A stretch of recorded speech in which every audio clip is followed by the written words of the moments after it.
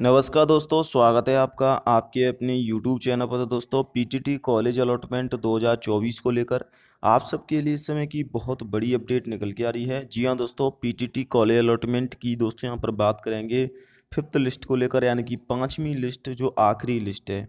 जी हाँ दोस्तों, पाँचवीं लिस्ट आखिरी लिस्ट रहने वाली है। इसके बाद कोई भी लिस्ट बोर्ड जारी नहीं करेगा जहाँ तक संभावना है, क्योंकि दोस्तों इसके बाद जो सीटें खाली बचेंगी या तो उनको डायरेक्ट एडमिशन है या फिर वो सीटें खाली रहेंगी। वहीं दोस्तों, बीएमओ जो वर्धमान महावीर ओपन यूनिवर्सिटी है, क्या उसके द्वारा स्कैम किया जा रहा है छात्रों को कॉलेज अलॉटमेंट करते समय, या फिर इसमें स्टूडेंट की गलती है?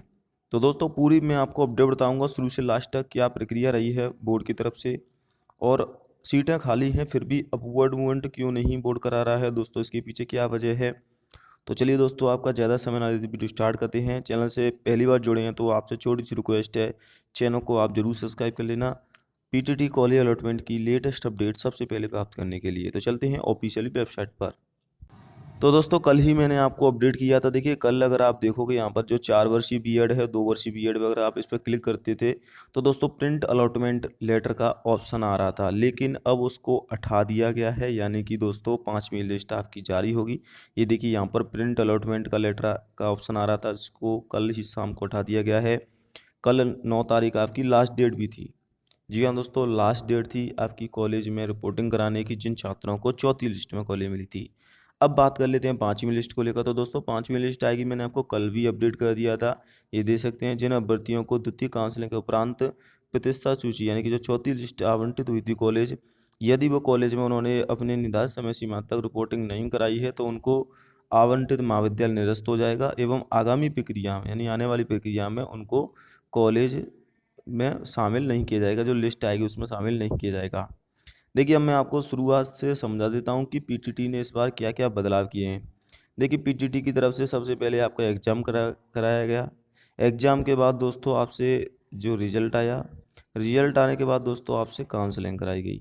अब काउंसलिंग कराने के बाद दोस्तों आपकी जैसी काउंसलिंग समाप्त हो गई, उसके बाद पहली लिस्ट बोर्ड ने जारी की।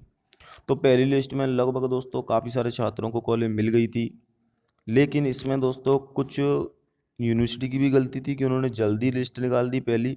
तब तक क्या हुआ था कि कुछ छात्रों का फाइनल ईयर का रिजल्ट नहीं आया था। जी हाँ दोस्तों, ये यूनिवर्सिटी की गलती थी कि फाइनल ईयर का रिजल्ट नहीं आया था, और उन्होंने काउंसलिंग शुरू कर दी थी। और बिना रिजल्ट के कॉलेज वाले एडमिशन नहीं लेते हैं, क्योंकि वहाँ पर ओरिजिनल मार्कशीट चाहिए होती है आपकी, या फिर आपका रिजल्ट तो कम से कम होना चाहिए। तो कुछ छात्रों का रिजल्ट नहीं आया था, लेकिन पहली लिस्ट में कॉलेज मिल गई थी। इसके बाद कुछ छात्रों को दूर कॉलेज मिली थी।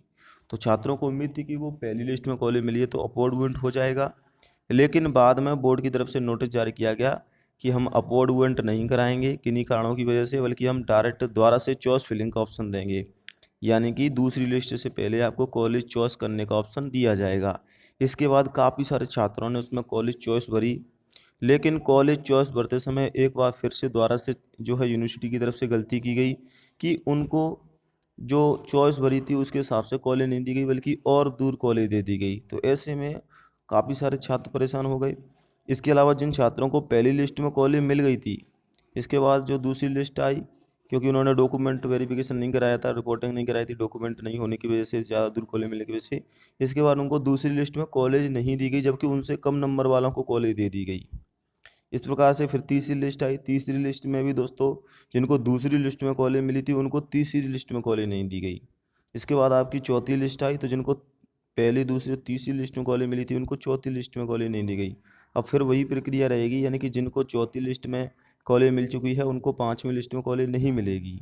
अगर आप कॉलेज द्वारा से अलॉट नहीं कर रहे तो कम से कम छात्रों को कॉलेज सीटें खाली हैं अपवर्ड मूवमेंट का या फिर कॉलेज चेंज करने का ऑप्शन देना चाहिए, ताकि छात्रों को मनपसंद कॉलेज मिल सके। छात्र एक दूसरे से कॉलेज चेंज कर सकें। जैसे कोई जयपुर का विद्यार्थी, अगर वो दौसा में उसको कॉलेज मिली है, और कोई दौसा का विद्यार्थी जयपुर कॉलेज, तो वो कॉलेज चेंज कर सकते हैं अगर अपवर्ड मूवमेंट का ऑप्शन आता है।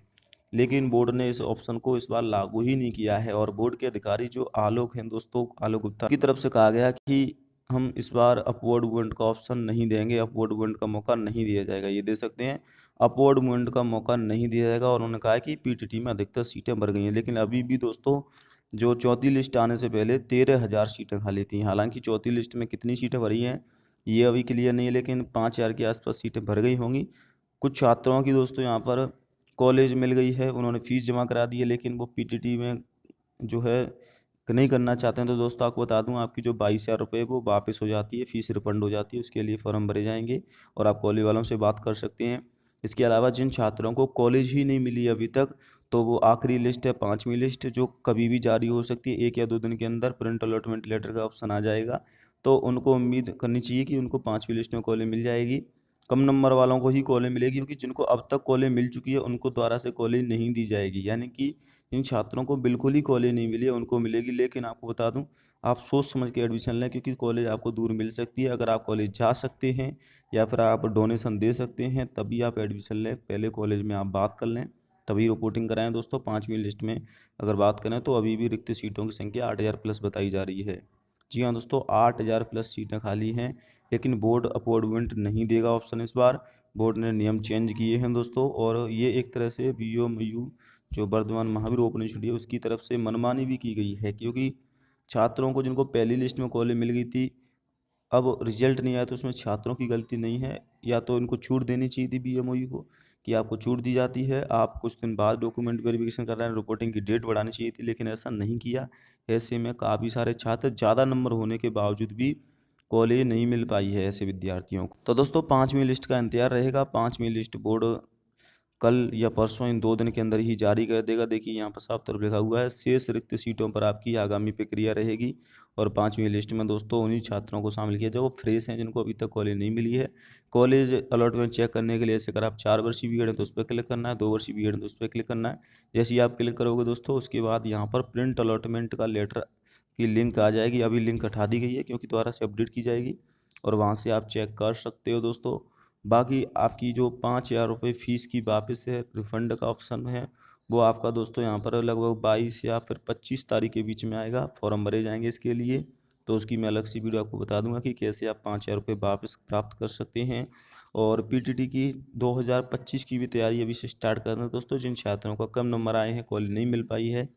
साथ में दोस्तों आपके लिए एक बहुत ही महत्वपूर्ण वीडियो जल्द ही मैं लेके आने वाला हूं। उसके लिए आपको चैनल को सब्सक्राइब करना पड़ेगा, ताकि आपको उससे संबंधित अपडेट मिलती रहे। क्योंकि दोस्तों जो छात्र इस साल बीएड करेंगे या फिर बीएसटीसी करेंगे, उनके लिए डायरेक्ट जॉब प्राप्त करने का अच्छा मौका रहेगा। क्योंकि दोस्तों अगले साल ही 2025 तक वैकेंसी आ जाएंगी, जब तक आपकी फर्स्ट ईयर हो जाएगी। और फर्स्ट ईयर वाले छात्र, अगर आप फर्स्ट ईयर हो गई है तो आप रीट दे सकते हैं। जी हाँ दोस्तों, फर्स्ट ईयर वाले 2 वर्षीय बीएड वाले रीट दे सकते हैं। हालांकि 4 वर्षीय बीएड वाले नहीं दे सकते हैं, लेकिन दे सकते हैं, लेकिन उनका मान्य नहीं होगा। लेकिन पीटीटी 2 वर्षीय बीएड वालों का जो पेपर है वो मान्य होगा, रीट मान्य होगा, और वो भर्ती की भी तैयारी कर सकते हैं अगर आप फर्स्ट ईयर हो गई है तो आप पीटीटी बीएड की दोस्तों आपको साथ में तैयारी करनी है। अगर आपको बीएड कॉलेज मिल गई, साथ में रीट की भी तैयारी अभी से करें। और रीट की भी आपको अपडेट्स चैनल पर मिलती है, तो उसके लिए आप चैनल को सब्सक्राइब कर सकते हैं। रीट से संबंधित अपडेट भी आपको चैनल पर मिलती रहती है, डेली अपडेट जो भी आती है। जय हिंद, वंदे मातरम।